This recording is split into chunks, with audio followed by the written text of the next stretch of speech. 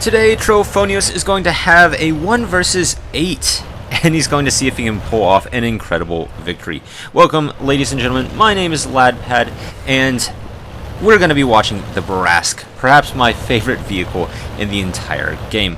The Bourrasque just is able to do so many different things. Well, it's incredibly flexible because it is both a medium tank in name and in utility, and more importantly, it's a light tank with its incredible camo and its ability to move around the map at just light speed.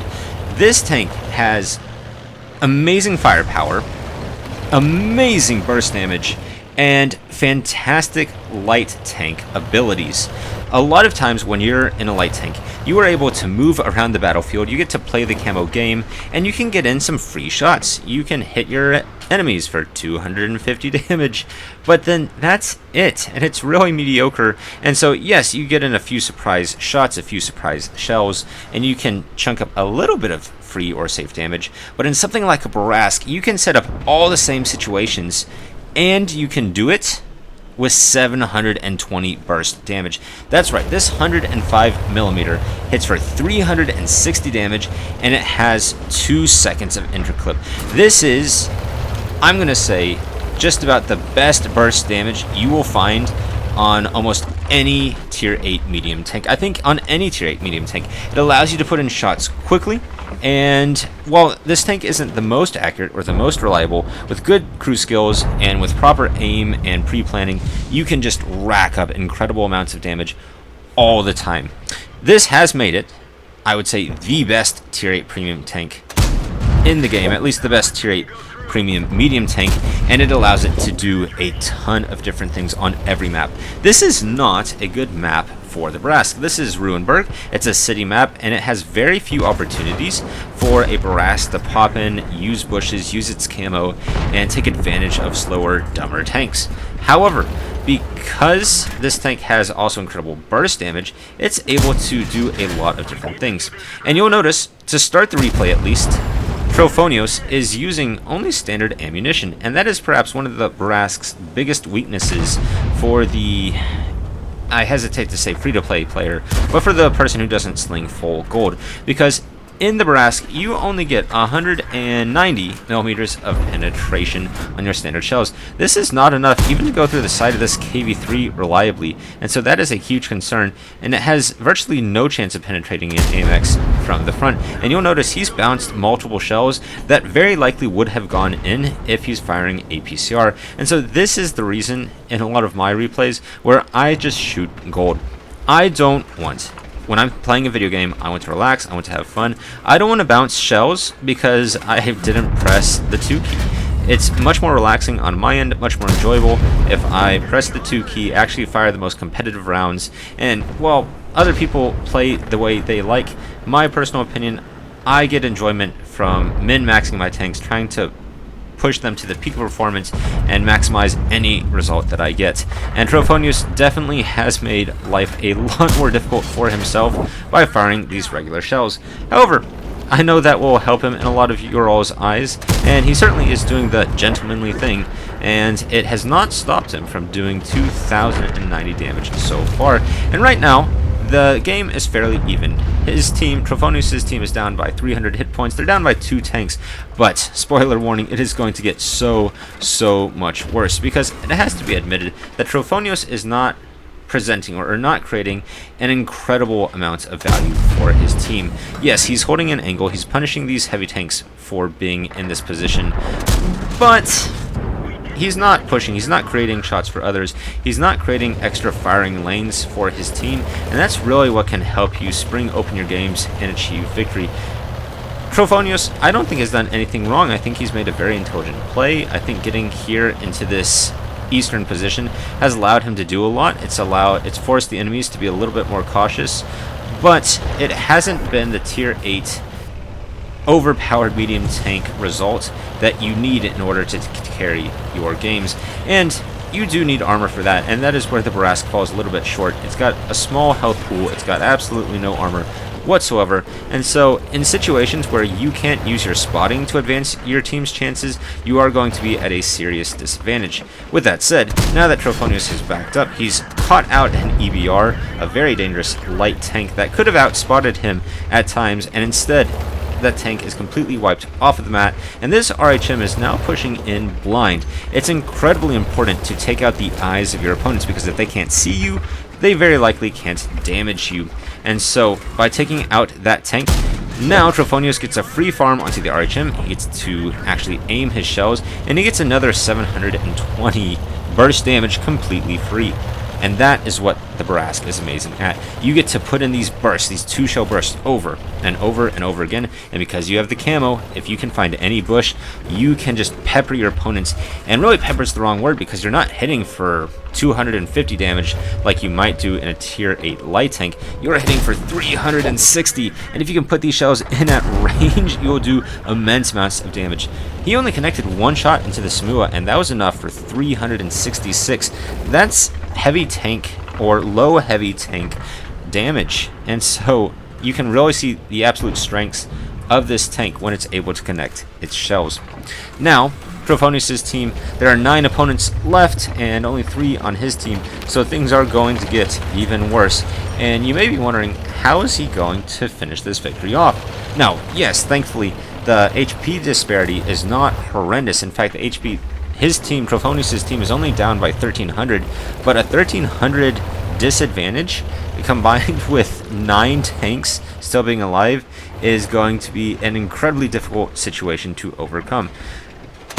Now, 1 kill right there is going to help out considerably, and with that moment right there, the GW Panther finishes off the SU-14-1. Trofonios is now in a 1 versus 8.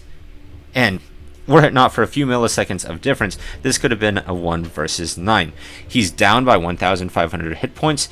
All of his opponents seem to be bunched up in the same position around in this city location, and what's perhaps even more terrifying for his position is at any time 3 of them can hop onto the cap, and there are no bushes to play around with down here almost at all. And so let the 1 versus 8 begin. This KV-3 is a 1-shot. He puts in the shell, it connects, and that is 1 more kill. He's got 14 shells left now and 7 opponents, so ammunition is also going to be a consideration as he goes forward. He may not have enough ammunition to pull off this victory. If he runs out, this thing is not heavy. It cannot get almost any ram kills whatsoever, and he's got an opportunity. Loads in, hits the RHM, kills that, and does he get spotted? He does not, and so presumably his opponents do not know exactly where he is. Now this AMX is doing something incredibly foolish. It's pushing in the middle of an open field for some unknown reason. Unfortunately, Trofonios, he aims it well to the lower plate, but it does not connect. He doesn't get spotted for it, thankfully, but he's out of rounds and he has to fall back.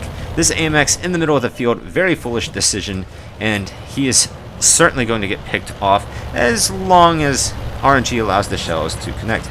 The AMX still doesn't know where Trofonios is. He can take a guess, and in fact the AMX is going to overshoot. He's going to where Trofonios used to be. This is the importance of relocating over and over and over. Now Trofonios sets up a double bush. That means he can fire without getting spotted. He puts in 1, and the second shell is going to secure him a kill, and he's not spotted once again. This is excellent play. Being able to double bush in the Bourrasque is so incredibly important, because it means you get to fire for free without getting spotted, without your opponents being able to shoot back at you. It's a key skill and something you want to utilize because it is just an amazing light tank aspect.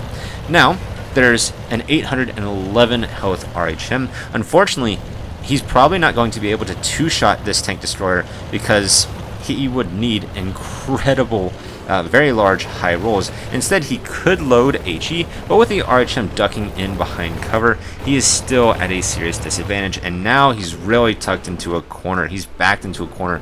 The BZ-58 is pushing at him, the AMX was coming at him, and this RHM is going to hang out in the middle of this field behind that wall, and so Trofonios needs to secure a kill. The AMX isn't aiming at him for whatever reason, and so with a shot through the side, Trofonios gets to kill perhaps the most heavily armored opponent he was going to face, and that is a key and critical moment, because he was unable to penetrate that AMX for a long period of time. Now, he's facing 4 opponents. This is actually perhaps a more true call of Panov's medal now that he's down only to 4 or 5 or so opponents, but he only has 9 shells, and he's got 9 shells to kill 4 opponents, and they have 1,500 health between them. So, he's aiming in. The BZ, very wisely, is staying tucked in behind cover, and we haven't seen the Bazante or the GW Panther yet. And right about now, if I'm the enemy team, I'm definitely thinking about capping. Trofonios pops up, tries to put in a shell, it actually connects, and with his very limited ammo supply, that was a huge shot, and then he immediately goes on reload. Thankfully, due to the Bourrasque's amazing camo, he is able to do it without getting spotted, and that is so important. This is where the Bourrasque, even on a city map, can find bushes and can find positions where he can outplay his opponents. Now that Trofonios knows where the RHM is, he can push in against the BZ-58, and with pressure from his enemies onto the cap, he's got a time clock. He has to be aggressive. Right here, the BZ-58 doesn't spot him, which means he gets to go in, put in a shell. He actually bounces it, which is a huge disaster for him. He only has 6 shells left, and he's going to have to connect 2 into the RHM. He's going to have to put 1 into the Bazante. He's going to have to put at least 1 into the artillery, which means he's going to need at least 4 shells, and he can't afford misses or low rolls. He is both fighting against the numbers advantage of his opponents, the health disadvantage he's currently at, and he has to fight against his ammunition load. This is not an ideal situation for Trofonios, but it's something he's going to have to overcome if he wants to take down this victory. He sneaks back into more bushes, always finding as much camo coverage as he can, because that is key and fundamental Bourrasque gameplay, and he's trying to get an outspot on his opponents. Right here, he's not going to be able to spot the cap, but he is hoping to get a jump on the Bazante or onto the RHM. Notice he's not crossing yet, and that pays off in dividends because he's pulling back and was hoping to double bush. Unfortunately, it does not happen. He may lull the RHM into a false sense of security, and he catches out the Bazante. With 1 shot into the Bazante right here, he secures a kill, and with only 1 shell left in the mag, he's not going to be able to kill the RHM yet. So he goes on reload, and now, so long as the RHM is using the small gun, he's going to be able to absorb a hit. However, that looks like the 15 centimeter on the RHM. For whatever reason, the RHM is going away from him, and so with just a few seconds left on his reload, he pops around. The RHM isn't even looking at him. He puts in 1, and now he's going to put in his 2nd shell. And with 3 more shots remaining, 2 of them high explosive, he knows exactly where the artillery is, and as long as there's not some miraculous, who knows what it may be, without some miraculous HE penetration and a fire or an ammo rack, Trofonios should have this one in the bag. Masterful work by Trofonios. His ability to move in and out, and use camo all over on a city map really secured him this win. That's 11 kills. That's a Pools medal plus a Kolobanov's medal, really a Kolobanov's medal plus, and an insane victory on Ruinberg. Trofonios has an incredible victory. He finishes up with the Kolobanov's medal, perhaps the most epic medal in the game. He gets a Pools medal and of course a high caliber and a top gun. He finishes up with 6,200 damage, 11 kills, and nearly 2,000 base experience on a phenomenal replay. Nobody else on his team had a huge impact, and we should shout out the Bazante C45, who actually with his 3,000 damage was nearly able to secure a win for his team. However, when you're playing against exceptional players like Trofonios, you really are at a serious disadvantage. Of course, because the Bourrasque is a premium tank, he makes nearly 100,000 credits profit and secures a highlight of highlights. Trofonios, thank you so much for uploading your replay, and if you're looking to find, in my opinion, the best tier 8 tank, or the most fun one in the game, then I highly recommend the Bourrasque, and I think this replay shows exactly why. The burst damage, the ability to abuse camo mechanics really makes for incredible opportunities and replays, and just a really fun experience overall. With that said, I'm Lad, and I'm out.